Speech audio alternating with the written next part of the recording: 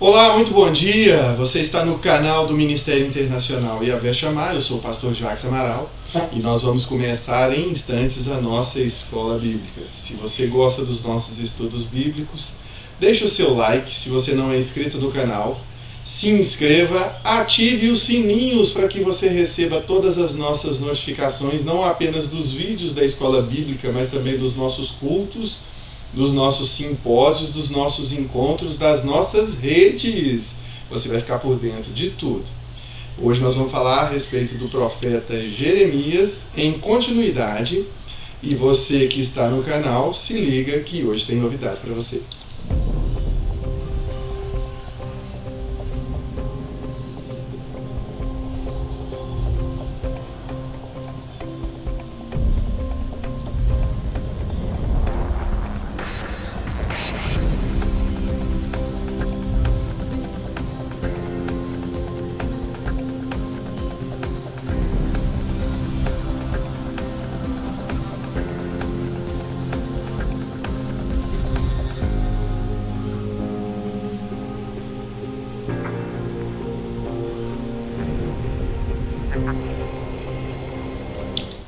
Então, estamos de volta e hoje nós vamos dar continuidade ao estudo do livro do profeta Jeremias. Nas nossas últimas aulas, nós paramos no capítulo 30, estudamos até o capítulo 30. E hoje eu quero fazer uma abordagem diferenciada com você. Você já está ciente, já está sabendo, nós ensinamos aqui por diversas oportunidades que o livro do profeta Jeremias, ele tem, na visão de diversos historiadores, diversos teólogos, diversos homens de Deus, a seguinte interpretação: Jeremias é a última tentativa de Deus de tentar a redenção do povo. Que o povo voltasse a Deus em obediência, sem que fosse castigado com a completa devastação dos dois reinados, o reinado do sul, que é o reinado de Judá, cuja capital é Jerusalém, assim como o reinado do norte, o reinado de Israel, cuja capital era Samaria. Portanto, o ofício principal de Jeremias, e esse é o tema principal tratado, é a tentativa de Deus de redimir um povo, de fazer com que esse povo retornasse para os caminhos.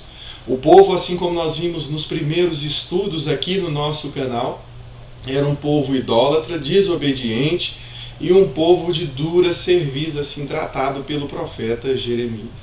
Então, nessa manhã, nós vamos continuar o nosso estudo, fazendo uma abordagem inicialmente dos principais personagens encontrados nos escritos do profeta. Nós vamos começar, estava avançado um pouco, nós vamos começar com o próprio profeta Jeremias. O profeta Jeremias é aquele que leva e traz o nome no livro, O profeta Jeremias, ele não apenas exerceu o papel de profeta, mas também o papel de sacerdote.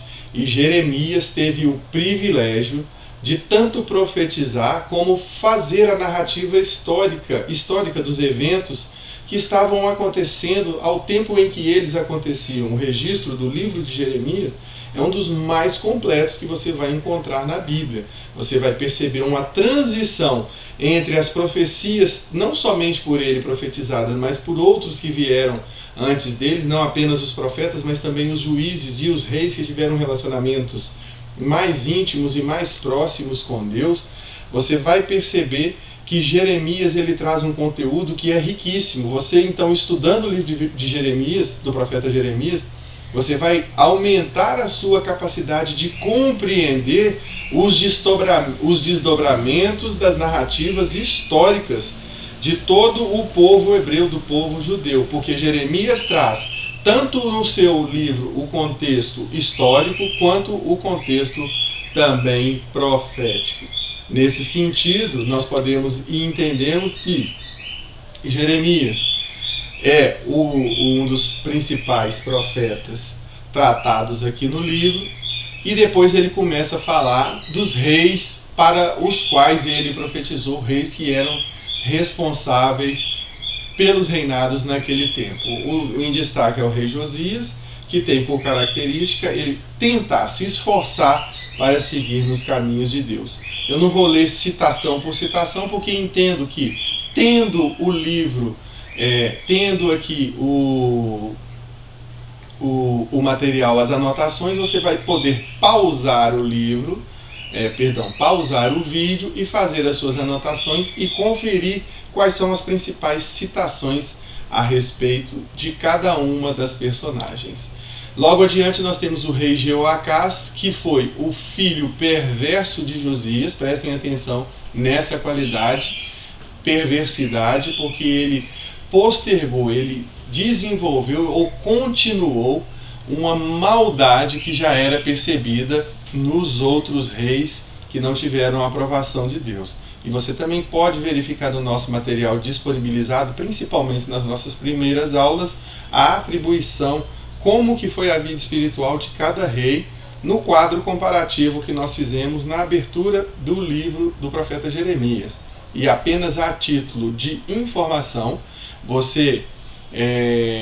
eu recomendo mais uma vez que você crie a sua própria playlist e você vai adicionando os vídeos de cada profeta que está sendo ministrado, ensinado aqui no nosso ambiente, na escola bíblica. Por exemplo, nós já tivemos o estudo de todo o livro de Jó com o professor Tiago Balbino.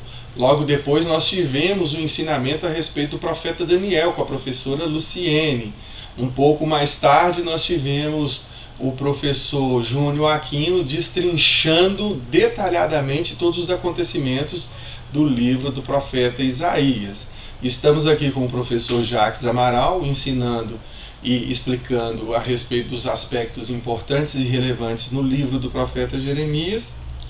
E também temos o nosso professor, que é o pastor Valdir Bernardes, ensinando o livro do profeta Ezequiel. Então, nesse sentido, nós temos aqui o rei Jeoacás com essa qualidade, o rei Jeoaquim, e aqui vem dizendo qual que é a relação com cada um, com a relação de parentesco com cada um dos reis que o antecedeu, não é isso mesmo? E também qual que foi a sua linhagem. O rei Jeoacás, 17º, o rei Jeoaquim, o 18º. Depois nós temos o rei Joaquim, que se tornou o 19º rei, e assim como eu expliquei, as citações no livro estão nesses capítulos e versículos indicados. O rei Zedequias, o último rei, né? O rei que foi tomado, o rei que foi levado para o cativeiro, e as principais citações que tem no livro, todas elas de caráter negativo, nesse caso aqui especificamente. Nós também temos aqui no livro do profeta Jeremias a figura da personagem Baruque, do Baruque, que era o escriba. Nós entendemos que tem muito desse título, né, de escriba, que é uma pessoa que é um copista, é uma pessoa que faz as anotações de quem o contrata para fazer o registro histórico dos eventos e dos acontecimentos na visão daquele que está ditando a lei, e ele aparece aqui como auxiliar do profeta Jeremias, fazendo o trabalho de copiar todas as visões, tudo aquilo que o profeta dizia e ordenava. Temos a figura também de Ebed-Meleque, um oficial etíope que trabalhava no palácio real, me desculpe, no tempo de Zedequias, o rei perverso, e que ajudou o profeta Jeremias, inclusive intercedendo por ele.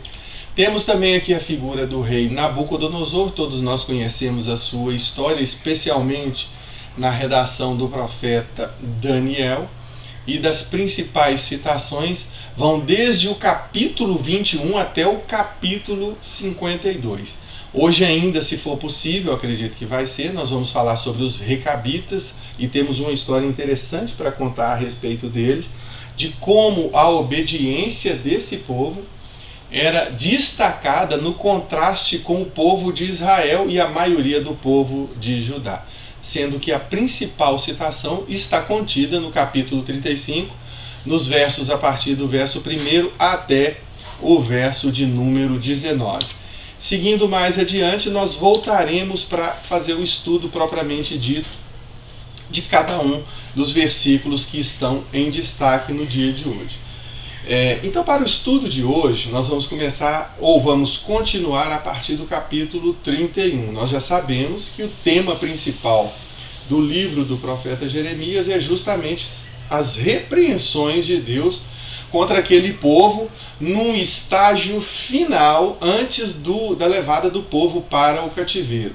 A essa altura, a altura que o profeta Jeremias já estava profetizando para o povo de Judá, já existia um contexto histórico negativo em relação ao povo de Israel, ao reinado de Israel, que já tinha sido assimilado pela Assíria. Nós já comentamos e já conversamos a respeito disso. Nesse contexto histórico, Jeremias profetizava, mas a Babilônia, considerando que os reinados eram próximos, nós estamos falando de um território único, de um território muito próximo. A terra de Canaã, que é a terra, o território que compõe tanto o reinado de Judá quanto o reinado de Israel, é um território conjunto. Eles eram vizinhos, eram assim, eles dividiam as paredes ali, os muros da cidade entre as duas nações. E a esse tempo já tinha sido conquistado o reino de Israel pela Assíria, de maneira que Deus já tinha cumprido a sua promessa como uma resposta à desobediência à maioria das tribos que estavam concentradas no reino de Israel, na capital Samaria, nesse tempo, nessa altura da história. Então, o capítulo 31, ele inicia como uma promessa de Deus para resgatar o povo, não apenas de Judá, mas também de Israel, trazendo para o povo uma promessa de redenção através do versículo de número 3. O versículo de número 3, ele traz a seguinte narrativa: há muito tempo o Senhor disse a Israel: eu amei você com amor eterno, com amor leal a atrair para mim.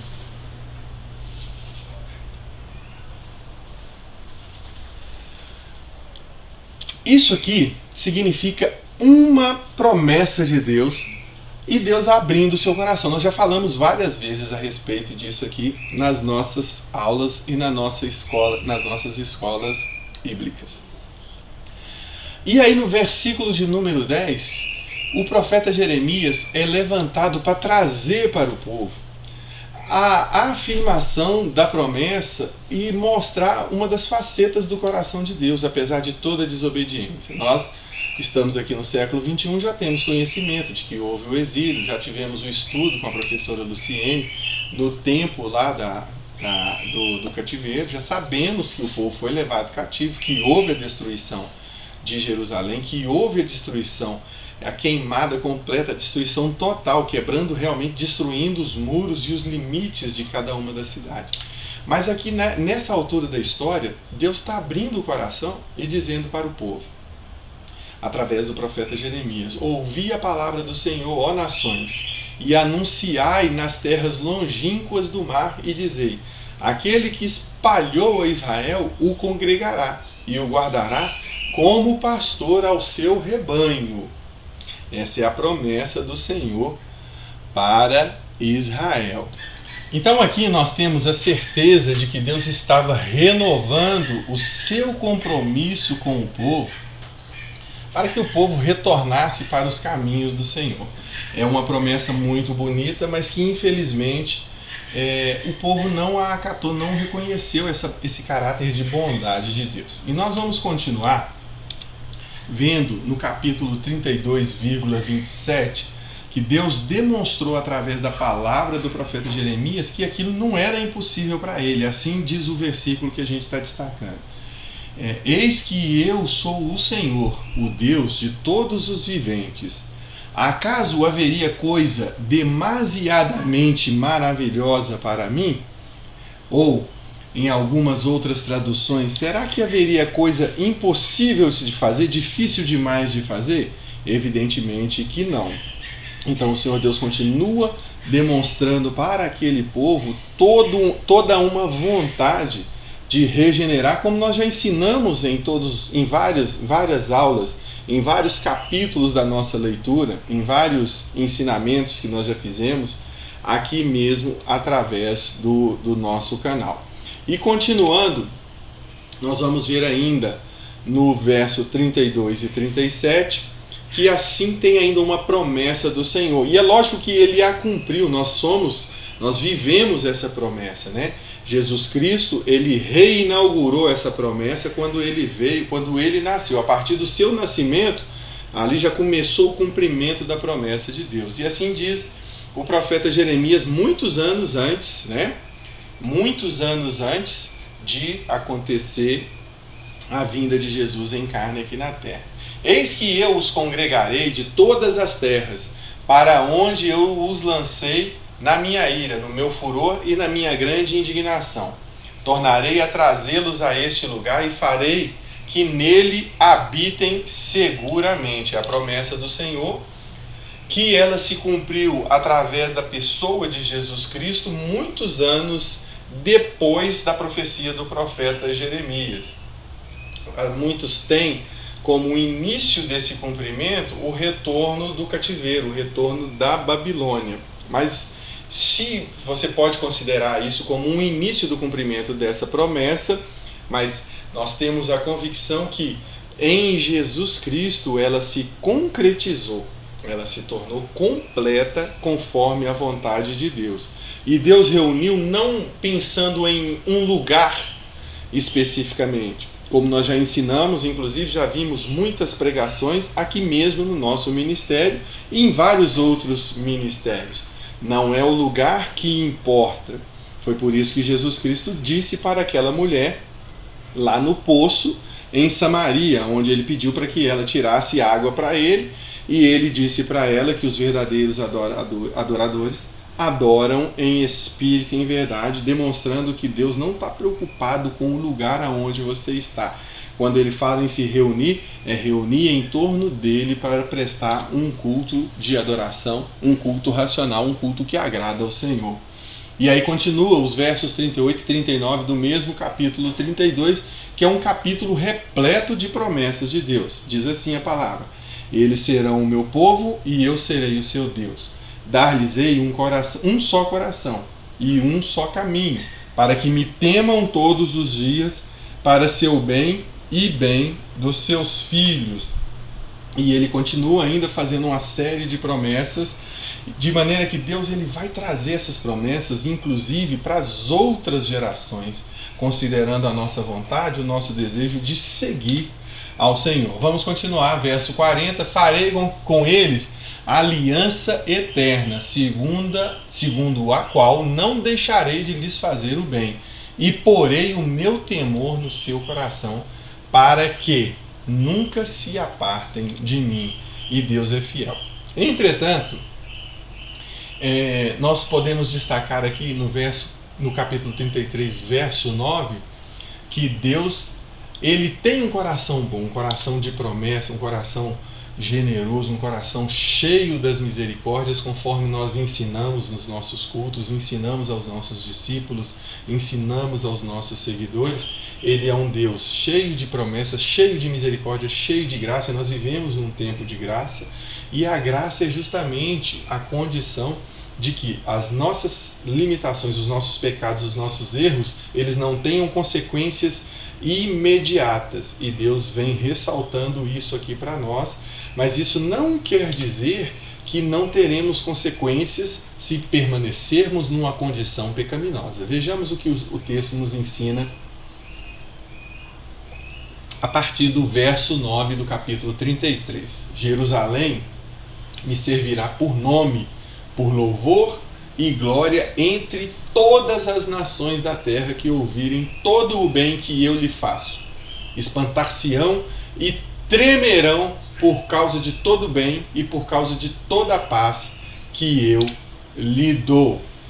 Avançando ainda para o 34, vejam vocês que nós abordamos, e sabemos que os temas principais desse livro são esses, né? Advertências e promessas de restauração. Se do 31 até o 32 nós temos vários, e são capítulos longos, com mais de 50 versículos cada um, você pode pesquisar e estudar, é gostoso estudar a Bíblia, principalmente quando você está estudando a Bíblia, se detendo para tentar entender o que está dizendo no contexto. E o livro de Jeremias, associado com o livro de Isaías, são livros grandes, mas eles não têm muita complexidade, eles não são, por exemplo, como um livro de Apocalipse, como um livro de Ezequiel, que são mais difíceis, tem mais detalhes proféticos e escatológicos, coisas ainda que estão para se cumprir. Não são tão complexos como, por exemplo, uma parte, principalmente, se não me engano, a partir do capítulo 7 até o 12 do profeta Daniel, que são questões intrincadas e que geram uma grande dúvida, um grande debate se aquelas coisas já aconteceram ou estão para acontecer. Não, o profeta Jeremias, ele traz um contexto profético, mas também histórico, então fica muito tranquilo de fazer um estudo e um aprofundamento com o livro dos reis e das crônicas dos reis, vai trazer um fácil entendimento. Nós, como cristãos ocidentais, nós temos por hábito, nós gostamos muito de pegar textos resumidos. Me dá só um minutinho.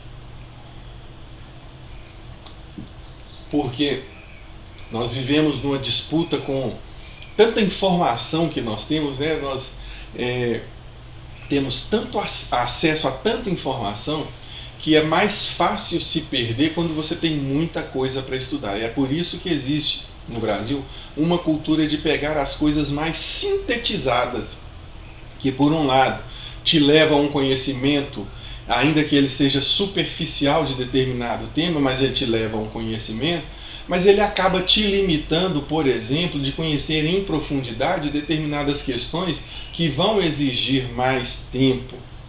Então seria muito bom se nós fizéssemos o estudo desse livro considerando essas premissas, né? Desenvolver, designar um tempo que seja um tempo considerável para fazer a leitura, o estudo, comparando várias versões, várias passagens, se detendo nas genealogias, que elas revelam muitas coisas e trazem muita informação, sendo possível buscar os livros dos grandes historiadores daquele tempo ou do tempo presente, conforme for a sua disponibilidade, conforme for a sua capacidade de investir. São livros que são, nos dias de hoje, mais acessíveis dos grandes historiadores, não é isso mesmo? E a partir do momento histórico, nós podemos entender que, apesar de termos vários capítulos trazendo promessas de redenção, no capítulo 34 Deus volta à carga das acusações contra o povo de Judá, contra o povo de Israel, contra os judeus. E ele levanta Jeremias para que traga os detalhes, como se dariam os acontecimentos da tomada, né, da escravidão ou da servidão ao qual o povo se submeteria, e ainda o que ocorreria com a cidade. E ele diz assim no capítulo 34, verso 2: Assim diz o Senhor, o Deus de Israel: vai e fala a Zedequias, rei de Judá, e diz-lhe. Esse aqui nós estamos falando do último rei. Aqui é o capítulo 34, mas esse é o último rei. Esse rei foi o rei que foi dominado, ele foi levado ao cativeiro, ele foi perseguido e morto num dos episódios mais tristes da história da humanidade, eu diria, mas que é o cumprimento da promessa de Deus. Assim diz o Senhor, Deus de Israel: vai e fala a Zedequias, rei de Judá, e diz-lhe: assim diz o Senhor, eis que eu entrego essa cidade nas mãos do rei da Babilônia, o qual a queimará. E Deus vem trazendo essa promessa de destruição para a cidade, mas o contexto histórico nos mostra assim, um cenário até de misericórdia. Mais à frente a gente vai ver se consegue desenvolver esse entendimento.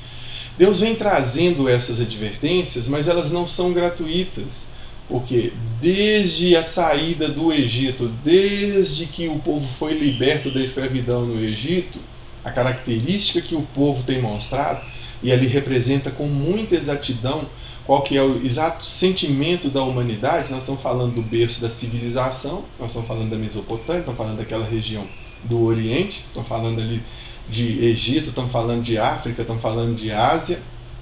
São os primeiros relatos de mundo civilizado nessa região. Nós estamos falando dessas coisas, mas que elas se aplicam perfeitamente bem aqui para o Ocidente, se aplica para as outras nações e para os outros continentes.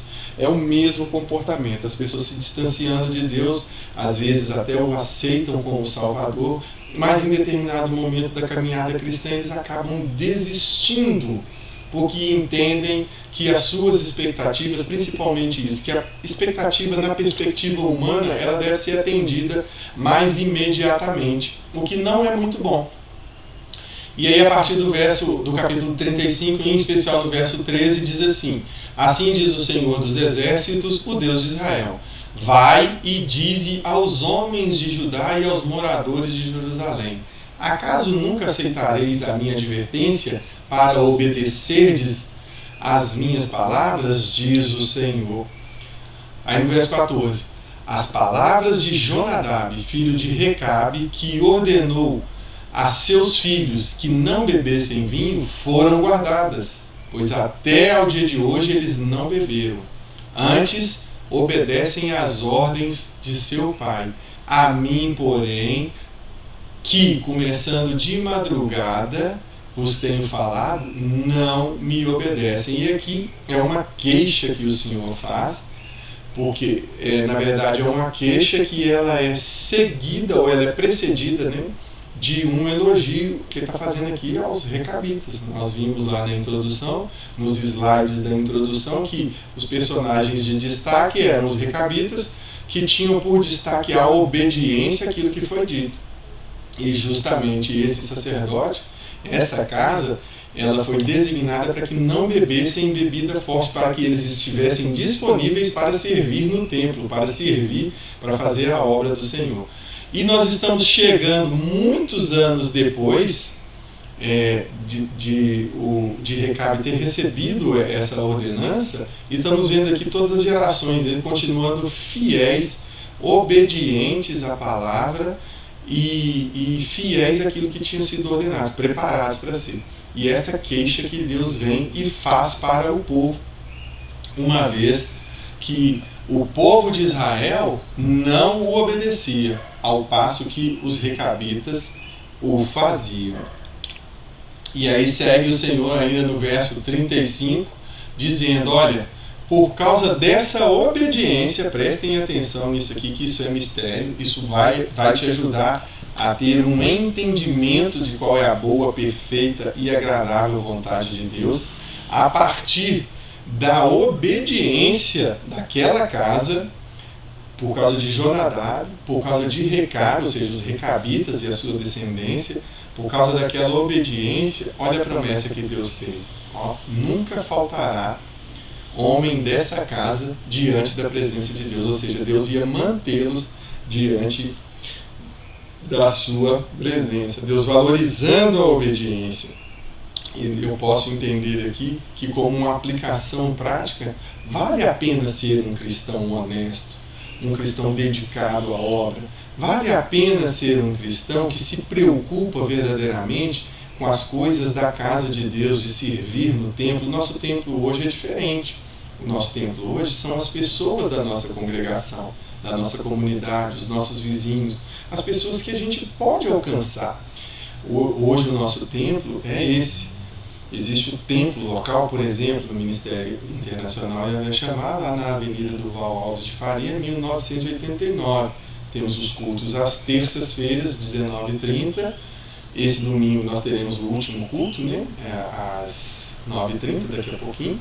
E às 18h30, a partir do próximo domingo, nós teremos os cultos, ou melhor, a partir da próxima semana, nós teremos os cultos apenas nas terças, às 19h30, e aos domingos, às 18h30, em razão de uma série de fatores que vocês terão conhecimento um pouco mais tarde. Então, funciona assim: Deus, ele valoriza as pessoas que permanecem fiéis. E em termos de fidelidade, são aquelas pessoas que são constantes. Uma característica que a gente encontra não apenas em Yahvé Shammah, mas em muitas igrejas desse tempo, é que as pessoas estão prontas para desistir do ministério, para desistir da igreja, quando elas passam por alguma dificuldade. Não, você desistir do ministério é a mesma coisa que você desistir da sua vida, é a mesma coisa que você desistir de Jesus Cristo. Ao passo que Deus recompensa trazendo honra para aqueles que permanecem firmes no propósito de Deus. E ele declarou aqui para os filhos de Recabe, né, para a geração de Recabe, para os recabitas, que eles sempre estariam diante da presença de Deus, valorizando a obediência e o serviço.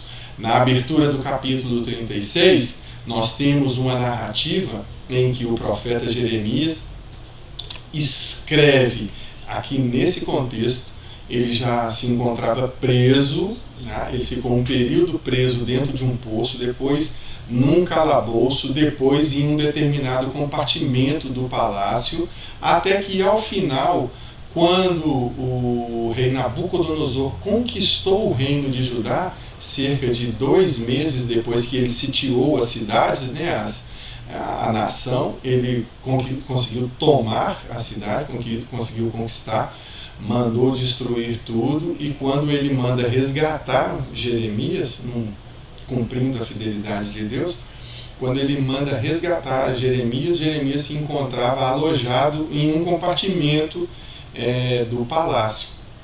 E nesse contexto, nós temos aqui o envio, né, de uma palavra de Deus, assim, uma das últimas tentativas antes da completa e definitiva tomada do reino.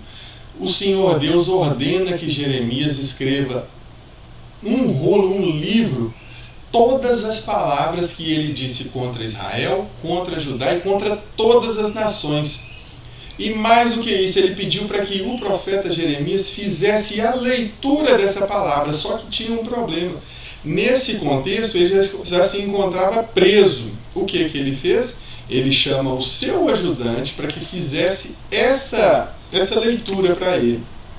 E aí ele vem e pede justamente para que Baruque, aquele que estava escrevendo tudo, está bem aqui, ó, verso 34, também fizesse essa leitura. Então Jeremias chamou a Baruque, filho de Nerias, escreveu Baruque no rolo, segundo o que ditou Jeremias, todas as palavras que a este o Senhor havia revelado. Quais palavras são essas? Aqui nós já lemos no verso 2, que eram todas as palavras que ele falou contra Israel, Judá e contra todas as nações. Então Baruque leva esse rolo para os comandantes, para o segundo escalão na escala hierárquica do governo do rei Zedequias. E aqui nós podemos ver que existiu um temor daquelas pessoas que ouviram aquelas palavras, que eram palavras de condenação, palavras pesadas, mas também palavras de exortação ao arrependimento. Você viu que eu destaquei justamente que eles olharam entre si, entreolharam-se, atemorizaram e disseram para Baruque: olha, nós precisamos anunciar todas essas palavras ao rei. E essas palavras foram anunciadas ao rei. E aqui nesse contexto nós podemos ver como são os comportamentos diante da palavra de Deus de uma e de outra classe de pessoas. Existem classes de pessoas que dão crédito às Escrituras, tentam implementar aquilo que eles estão aprendendo a respeito das Escrituras em todas as áreas da sua vida, na sua área profissional, na sua área amorosa, na sua área sentimental, nas suas relações com as outras pessoas. Eles começam a dar crédito e a entender a importância de se aplicar as Escrituras, não apenas os evangelhos, não apenas as epístolas, mas todos os ensinamentos trazidos desde Adão, né, de obediência, de comprometimento com as coisas, né, de aliança, o princípio da aliança. E ao trazer isso, você pode comparar que esses homens que eram do segundo escalão estavam preocupados e atemorizados. Eles deram crédito àquilo que Deus havia ensinado, porque ele pediu para Jeremias escrever todas, veja bem, todas as palavras faladas contra Israel, Judá e contra todas as nações. Esse povo do segundo escalão, eles perceberam a seriedade dos escritos. E vou dizer para você, apesar de todo o desprezo do qual passava o profeta Jeremias, uma coisa nós podemos ver: o povo respeitava o profeta Jeremias.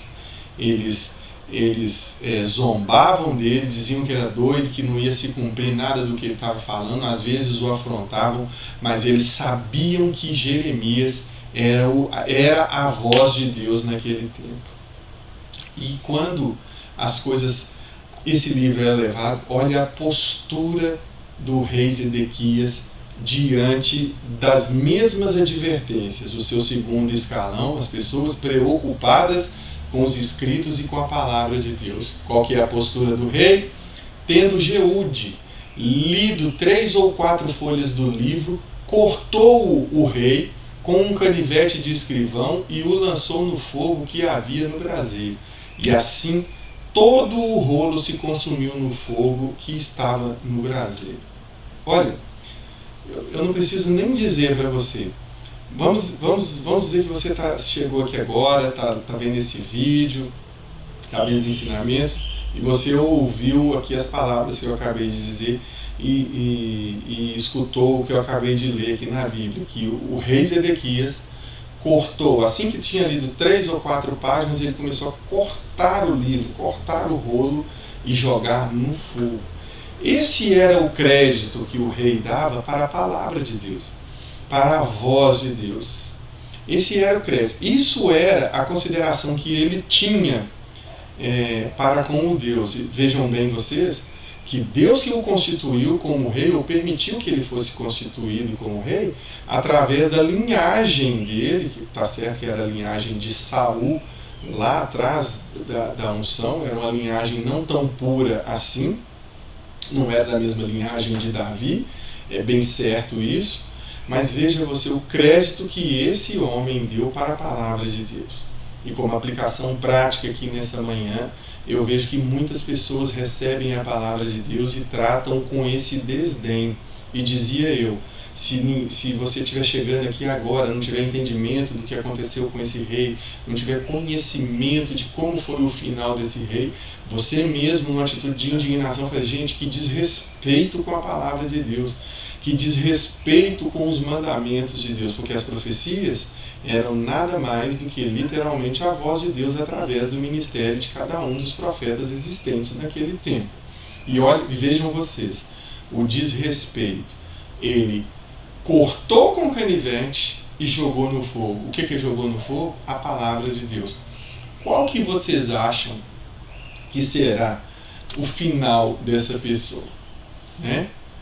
Qual vocês acham que é o final de uma pessoa que se comporta como ele? Lá no capítulo 39 nós vamos dar uma pequena passada e você vai poder comparar para ver justamente qual que é o tratamento daqueles que afrontam o Senhor Deus, que afrontam a palavra de Deus. Avançando aí para o capítulo 36, verso 24, eu vou tomar uma água porque minha boca está muito seca. Não se atemorizem, não se atemorizaram, é a advertência de Deus. Vejam vocês que o segundo escalão estava preocupado quando eles ouviram as denúncias, a indignação da palavra de Deus contra aquele povo, contra aquela geração, num ato de misericórdia de Deus, chamando o povo para o arrependimento, para que eles retornassem para o caminho de Deus. Aquele povo afrontou a Deus, e Deus diz assim, faz a narrativa através da voz do profeta Jeremias. Não se atemorizaram, não rasgaram as vestes, nem o rei e nem nenhum dos seus servos que ouviram todas aquelas palavras. O que vocês acham que pode acontecer? E a Jeoaquim, rei de Judá, dirás: assim diz o Senhor, tu queimaste aquele rolo. Eu falei Zedequias, mas na verdade é Jeoaquim. Dizendo: por que escreveste nele que certamente viria o rei da Babilônia, destruiria essa terra e acabaria com os homens e os animais delas? Portanto, assim diz o Senhor acerca de Jeoaquim, o rei de Judá: ele não terá quem se assente no trono de Davi, e o seu cadáver será largado ao calor do dia e à geada da noite. Sabe, queridos, uma coisa que a gente pode ter a certeza, uma garantia, é que Deus cumpre aquilo que Ele promete. A gente é limitado pelo tempo, isso é bem verdade, somos limitados pelo tempo, nós não temos muitos anos de vida aqui nessa terra. Por mais que nós consideremos que 80, 90, 100 anos seja um período de longevidade, a nossa eternidade não é aqui nesse plano. E muitos de nós já vimos, tomamos conhecimento que muitas coisas que aconteceram nessa terra e que estão acontecendo nesse tempo, elas não são obras de Satanás, dos demônios, mas elas são cumprimentos da vontade de Deus por conta da desobediência de um povo que se negou a levar adiante o propósito para o qual foi chamado. E aí sim, Jeremias 36, 31 diz: castigá-lo-ei e à sua descendência e aos seus servos por causa da iniquidade deles, sobre eles, sobre os moradores de Jerusalém e sobre os homens de Judá, farei cair todo o mal que tenho falado contra eles e que eles não ouviram. Seguindo adiante, os versos 37 e versos 16 e 17, nós temos o detalhe aqui da prisão de Jeremias. Ela já tinha sido abordada lá no verso 32, no capítulo 32, também no capítulo 34, aonde manda um recado para os reis, e aqui nós estamos falando de 3 reis, nós estamos falando de Joaquim, Jeoaquim e de Zedequias. Nesse exato momento nós estamos fazendo uma abordagem a respeito de Zedequias, que determinou a prisão de Jeremias, atendendo um pedido dos seus comandados, dos seus subordinados, que entenderam que as palavras que Jeremias estava os transmitindo não iriam se cumprir, eram palavras pesadas e que podiam trazer um mau agouro, por assim dizer, usando um vocabulário bastante coloquial e de fácil entendimento. Mas a bem da verdade é que as profecias que ele estava trazendo, que Jeremias estava trazendo ao povo, era a mais absoluta, a mais literal vontade de Deus, e em alguns casos Jeremias estava literalmente escrevendo aquilo da mesma forma como Deus estava explicando para ele. O Senhor dos Exércitos estava entregando para ele e falou: eu não quero que você coloque um sinônimo ou uma palavra que tenha um significado amplo, eu quero que você escreva literalmente isso. Vou trazer castigo, vou trazer juízo, vou trazer condenação. Aquilo que a peste, a doença, a praga não consumir, o exército vai consumir e depois o rei Nabucodonosor vai destruir. E no capítulo 37 nós temos aqui justamente essa abordagem dizendo assim: tendo Jeremias entrado nas celas do calabouço, ali ficou muitos dias. Versos 17. Mandou o rei Zedequias trazê-lo para sua casa e, em secreto, lhe perguntou: há alguma palavra do Senhor? Jeremias respondeu: disse ainda, nas mãos do rei da Babilônia serás entregue. De maneira, gente, que não tem jeito. Se Deus prometeu, Deus está trazendo advertência, Deus está trazendo avisos, juízos, e as pessoas não conseguem obedecer, não conseguem se comportar conforme a palavra de Deus, não conseguem trazer para um estilo de vida que represente ou que honre a palavra de Deus, ele vai trazer juízo e vai trazer também condenação. Certo? Vamos avançar um pouco mais. Capítulo 38. Assim diz o Senhor: o que ficar nessa cidade morrerá a espada. Falei há poucos instantes atrás. A fome e de peste. Mas o que passar para os caldeus, ou seja, para os babilônios, viverá, porque a vida lhe será como despojo e viverá. Verso 4. Disseram os príncipes ao rei: morra esse homem. É aqui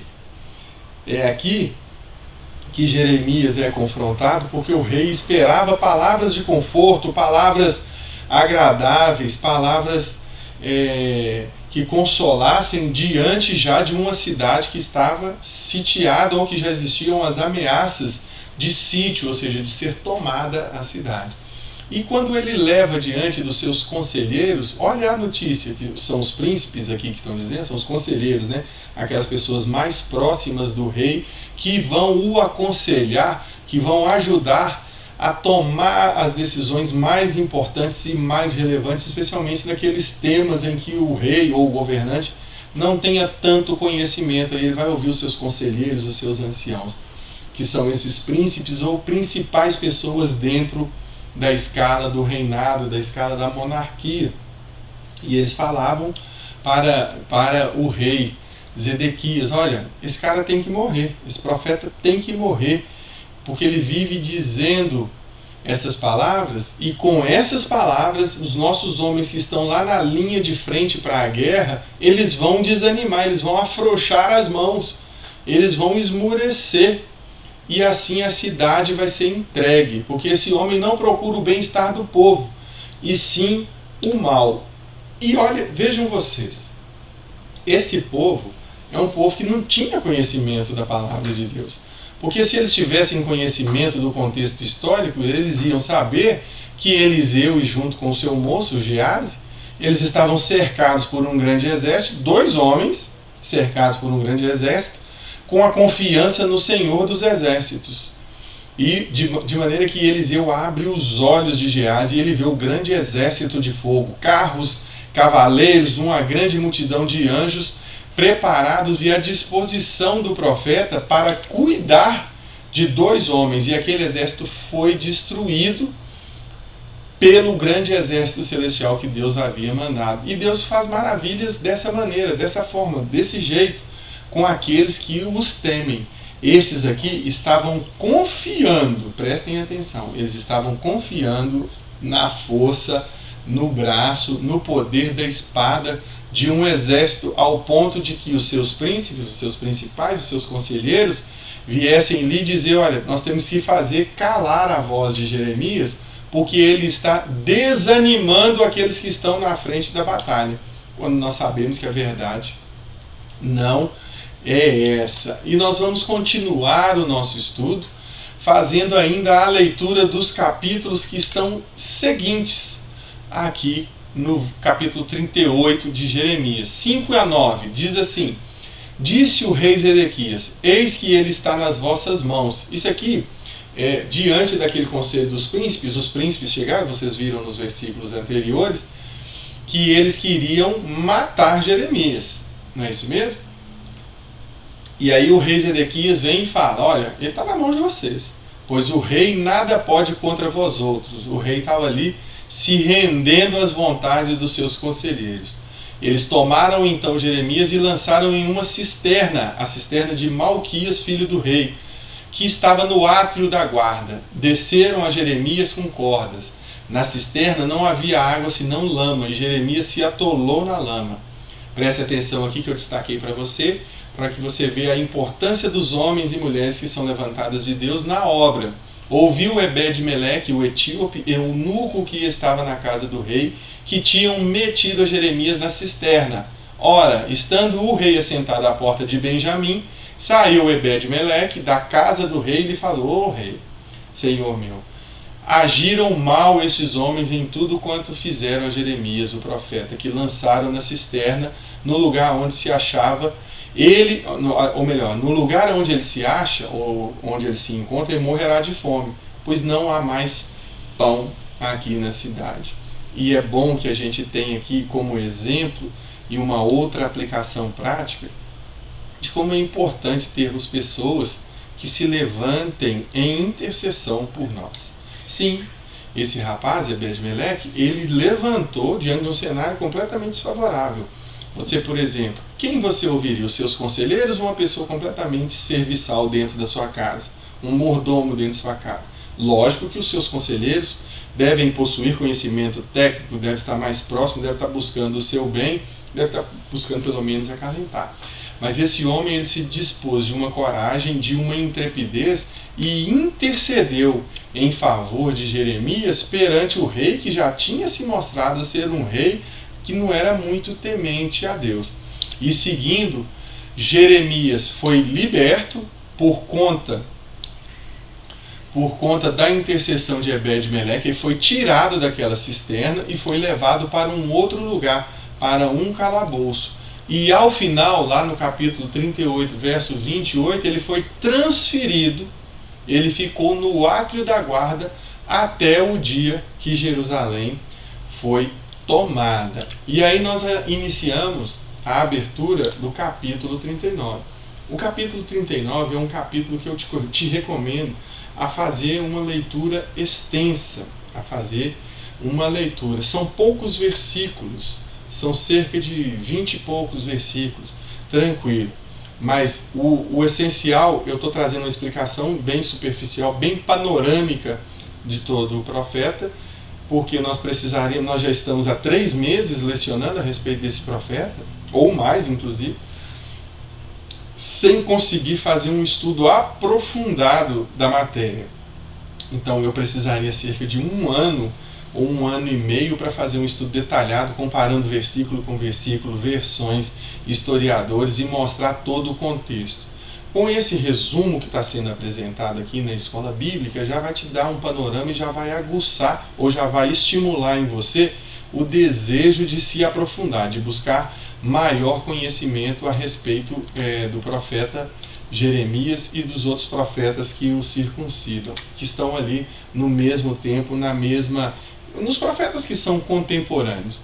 E aqui no capítulo 39, que é o capítulo que eu estava inclusive debatendo e recomendando a leitura para você, seria muito interessante você fazer a leitura completa, mas eu destaquei aqui. Nesse período, a essa altura da história, dos acontecimentos, Jeremias já começa a narrar a tomada da nação de Judá. A cidade foi sitiada pelo exército de Nabucodonosor, um dos maiores conquistadores da época, cumprindo a promessa de Deus. Nabucodonosor leva o título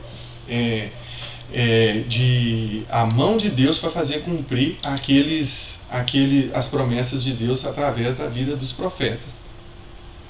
E aí ele inaugura o livro trazendo detalhadamente todos os acontecimentos com o rei Zedequias.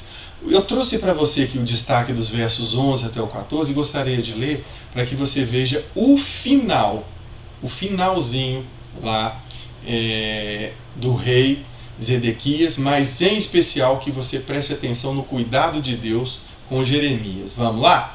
Mas Nabucodonosor, o rei da Babilônia, havia ordenado acerca de Jeremias a Nebuzaradã, o chefe da guarda, dizendo: toma-o, cuida dele e não lhe faça nenhum mal, mas faze-lhe como ele te disser. Deste modo, Nebuzaradã, o chefe da guarda, ordenou a Nebuzasban, Rabsaris, Nergal-Sarazé, Rabi-Mag e todos os príncipes do rei da Babilônia. Mandaram retirar Jeremias do átrio da guarda e o entregaram a Gedalias, filho de Aicão, filho de Safã, para que o levassem para o seu próprio palácio. Assim habitou entre o povo. O que é isso, gente? Aqui Deus está cumprindo a promessa. No início do livro do profeta Jeremias, ele apresenta para Deus uma condição de limitação. Pai, eu sou limitado, eu não sei falar, eu não tenho as palavras, e Deus fala: olha, pode ir que a minha força vai estar contigo, as palavras eu te darei, está lá no capítulo 1. Você pode fazer a revisão.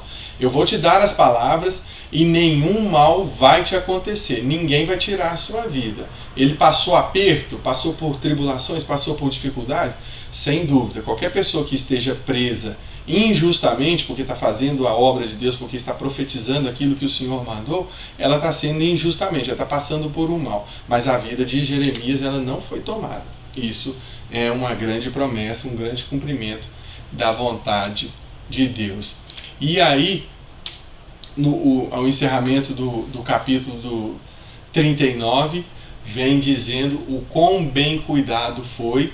E eu te recomendo, te incentivo, e que você seja estimulado, em nome de Jesus, a ler pelo menos todo o capítulo 39, para que você tenha um entendimento de qual foi o final desse rei que determinou a prisão de Jeremias e qual foi o final de Jeremias diante dessa situação.